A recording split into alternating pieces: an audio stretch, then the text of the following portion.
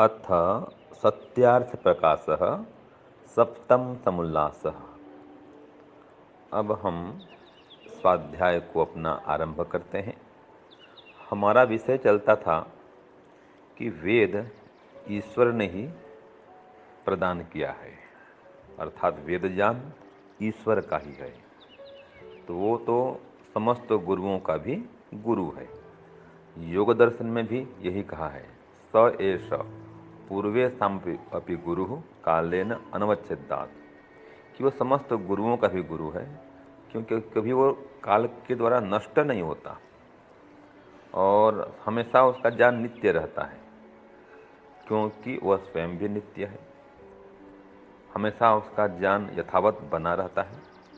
जीवात्मा गण तो सुषुप्ति काल में, प्रलय काल में ज्ञान से रहित भी हो जाते हैं, लेकिन वो तो कभी ज्ञान से रहित नहीं होता है, तो उसका ज्ञान नित्य है और उसको ज्ञान पाने के लिए किसी और निमित्त की आवश्यकता नहीं है। तो परमात्मा का अपना ज्ञान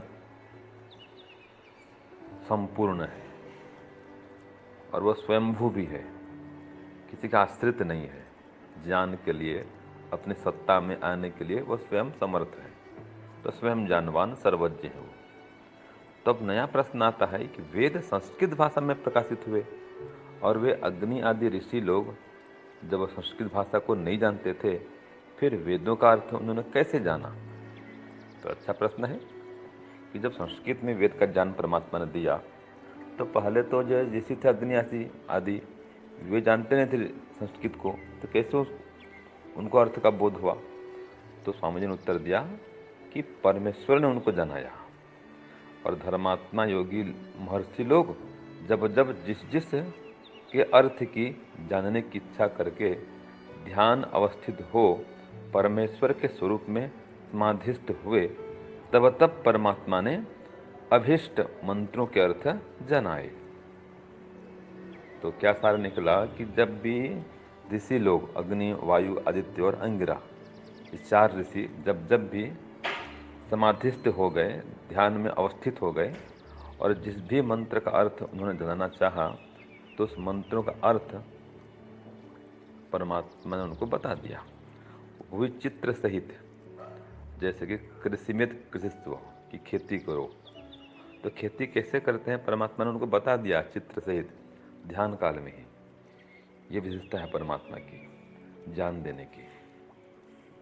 तो इस प्रकार से जब बहुतों के आत्माओं में वेद के अर्थ का प्रकाश हुआ, तब ऋषि मुनियों ने वह अर्थ और ऋषि मुनियों के इतिहास पूर्वक ग्रंथ बनाए।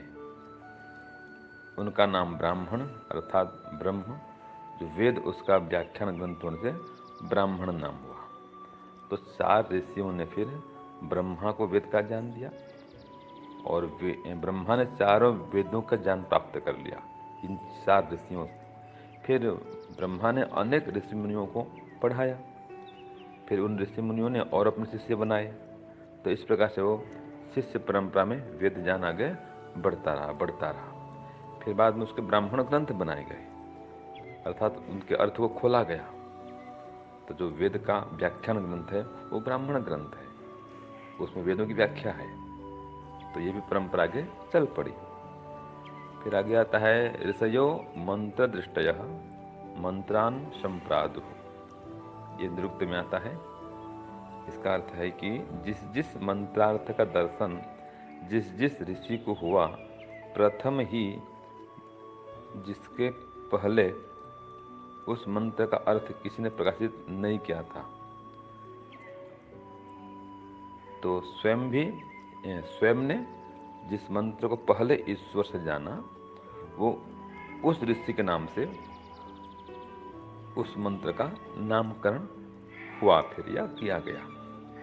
अर्थात जो चार ऋषि थे उन्होंने ब्रह्मा को वेद का ज्ञान दिया, फिर ब्रह्मा ने और ऋषि मुनि को पढ़ाए, फिर वो भी ध्यान में अवस्थित हुए, समाधि लगाए और परमात्मा से फिर विशेष अर्थ का उन्होंने खोज किया।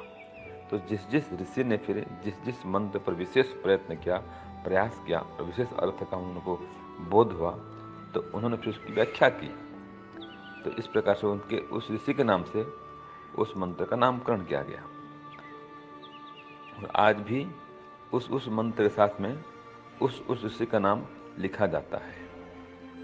तो जो कोई ऋषियों को मंत्र कर्ता बतलावे वो ठीक नहीं, उनको मिथ्यावादी समझे। अर्थात वो ऋषि जो हैं वो मंत्र के लेखक नहीं है, वो तो ईश्वर से उसका ज्ञान प्राप्त किए हैं। तो उस मंत्रों के ये अर्थों को प्रकाशित करने वाले हैं, अर्थ को खोलने वाले हैं, लेकिन मंत्रकर्ता तो स्वयं परमपिता परमात्मा है। तो इस प्रकार से 4 ऋषियों से यह परंपरा चली और अनेक ऋषियों ने फिर वेद का ज्ञान प्राप्त किया। समाधि की अवस्था में फिर परमात्मा से भी उसके अर्थ का बोध किया और फिर बाद में उनको आगे से इस परंपरा में बढ़ाते गए। तो फिर जब लेखन किया गया, लिपि में उसको लाया गया, तो जिस ऋषि ने जिस मंत्र का साक्षात्कार किया था उन ऋषियों के नाम से उन मंत्रों का नामकरण किया गया। तो इस प्रकार से यह प्रमाण मिलता है कि परमात्मा ने संस्कृत भाषा में वेद का ज्ञान दिया और उसके अर्थ भी परमात्मा ने ध्यान अवस्था में बतला दिए, वो भी क्रिया सहित, चित्र सहित। तो इस प्रकार से परमात्मा परम गुरु हैं, समस्त विद्याओं के आदि गुरु हैं। तो परमात्मा समस्त गुरुओं के गुरु हैं, ये सिद्ध होता है। वही वेद ज्ञान प्रदाता है, यह भी यहाँ पर पुष्ट होता है। ओम शांति, ओम शम। ओम सभी को सादर सप्रेम नमस्ते। हमारा सत्यार्थ प्रकाश सप्तम समोल्लास का पाठ चल रहा है। जैसा कि अभी आप स्वामी जी को सुन रहे थे, मुझे लग रहा है अब शायद 2-4 प्रश्न ही और बचे हैं अंतिम इस समोल्लास में। तो आइए देखते हैं पूर्व पक्षी ने क्या प्रश्न किया। तो कहा कि बात हमारी यहाँ तक हो चुकी थी कि वेद संस्कृत भाषा में परमात्मा ने ऋषियों को दिए। तो कहा पूर्व पक्ष ने फिर प्रश्न उठा दिया कि वेद संस्कृत भाषा में प्रकाशित हुए मान लेते हैं और वे अग्नि आदि ऋषि लोग उस संस्कृत भाषा को नहीं जानते थे, फिर वेदों का अर्थ उन्होंने कैसे जाना। तो मैं इसको काव्य में कहती हूँ। ठीक है मान लेते हैं यह संस्कृत भाषा सबकी मूल, संस्कृत भाषा सबकी मूल, किंतु अग्नि आदि ऋषियों ने कैसे जाना शब्द अर्थ मूल, कैसे जाना शब्दार्थ मूल, कैसे जाना शब्दार्थ मूल। ठीक है मान लेते हैं संस्कृत भाषा में दिया, लेकिन जो 4 ऋषि थे उन्होंने उन शब्दों का अर्थ और शब्दों को कैसे जाना संस्कृत भाषा में, क्योंकि वो तो जानते नहीं थे संस्कृत भाषा। फिर तो सिद्धांति उत्तर देता है, ईश्वर ही प्रत्यक्ष जनाता शब्द अर्थ सचित्र संज्ञान, चारों ऋषि हो ग्रहण के इच्छुक समाधिस्थ हो पाते ज्ञान। बहुतों के आत्मा में फिर क्रम से हुआ उन ऋषियों से ज्ञान, क्रमशः हुआ उन ऋषियों से ज्ञान, बने ग्रंथ ऐतिहासिक ब्राह्मण, ब्रह्म से ब्राह्मण ग्रंथ सुजान, ब्रह्म से ब्राह्मण ग्रंथ सुजान। तो कहा कि इस प्रकार से एक क्रम चल पड़ा। ईश्वर ने उन 4 ऋषियों को जनाया और उन 4 ऋषियों ने फिर ब्रह्मा ऋषि को दे दिया। तो ब्रह्मा ऋषि ने लेकर के फिर आगे आगे ऋषियों को देते चले गए। इस प्रकार से वो ज्ञान उत्तरोत्तर क्रम से आगे आगे बढ़ता गया। और फिर उसके पश्चात क्या हुआ कि ये जितने भी ऐतिहासिक ब्राह्मण ग्रंथ बने हुए हैं जिनके भीतर के इतिहास आता है, तो फिर उसके बाद क्या हुआ, ऐतिहासिक ब्राह्मण जो ग्रंथ बने उन ग्रंथों, वो ग्रंथ किसने खोले, वो ग्रंथ खोले ऋषियों ने खोले और आगे वाले ऋषियों ने खोले। तो इस प्रकार से ये परंपरा आगे आगे चलती गई। फिर कहा जिस जिस मंत्र के अर्थ का दर्शन जिस जिस ऋषि को हुआ प्रथम, जिस जिस ऋषि को हुआ प्रथम, स्मृति व नाम ऋषि का लिखा मंत्र पर करने सुगम, लिखा मंत्र पर करने सुगम। और क्या हुआ कि जिस जिस मंत्र के अर्थ का दर्शन जिस जिस ऋषि को हुआ, ठीक है, पहले उनकी स्मृति हेतु उस ऋषि का नाम उस मंत्र के ऊपर डाल दिया गया। जैसा आप देखते हो वेद खोलते हो तो उसमें ऋषि का नाम लिखा होता है ऊपर, जैसे विश्वामित्र, वशिष्ठ, इस प्रकार से नाम लिखे होते हैं जिन जिन ऋषि ने उस मंत्र को साक्षात किया, अर्थात उसके अर्थ को जाना।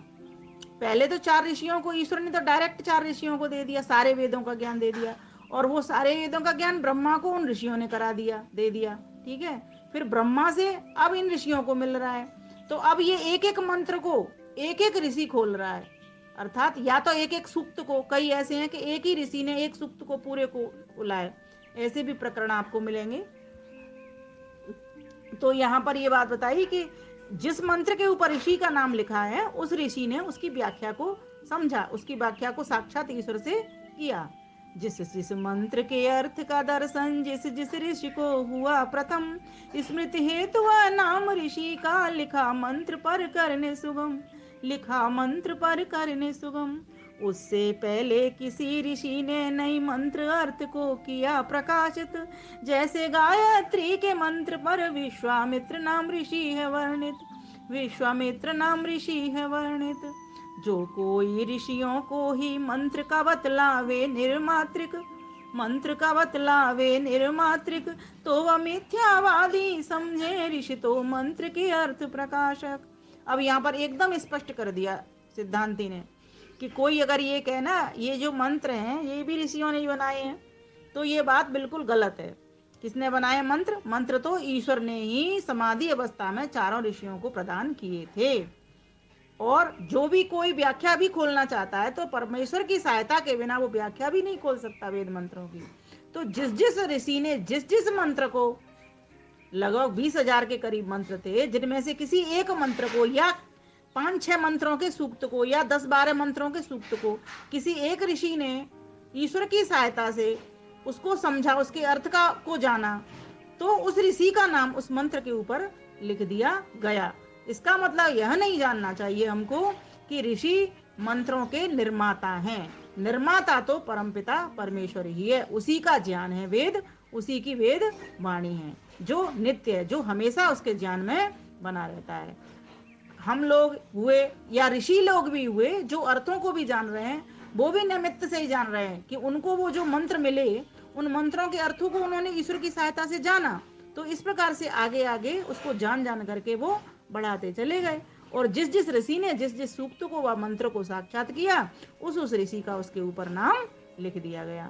वेद मंत्र का निर्माता तो केवल वो भगवान है, केवल वह भगवान है, जो सर्वज्ञ जगत निर्माता उसका नित सत्य ज्ञान है, उसका नित सत्य ज्ञान है। तो फिर पूर्व पक्षी ने प्रश्न कर दिया कि वेद किन ग्रंथों का नाम है, कैसे ये हम जानेंगे? किन ग्रंथों का नाम वेद है, कैसे हम यह जानेंगे? तो सिद्धांति उत्तर देता है, ऋक यजुः साम अथर्ववेद इनसे पृथक ना मानेंगे, इनसे पृथक ना मानेंगे। तो इस प्रकार से इस विषय को आगे लिया जाएगा कि सिद्धांति ने उत्तर दे दिया कि जो संहिताएं अर्थात मंत्रों का संकलन जहाँ पर हो रहा है, तो मंत्र तो ईश्वर के हैं, मतलब वेद हैं, और अगर मंत्रों के कहीं व्याख्या मिलती है आपको ब्राह्मण ग्रंथ वगैरह, वो ऋषियों के लिखे हुए हैं। तो इस प्रकार से इसमें डिफरेंस अंतर समझ लेना चाहिए। धन्यवाद, नमस्ते।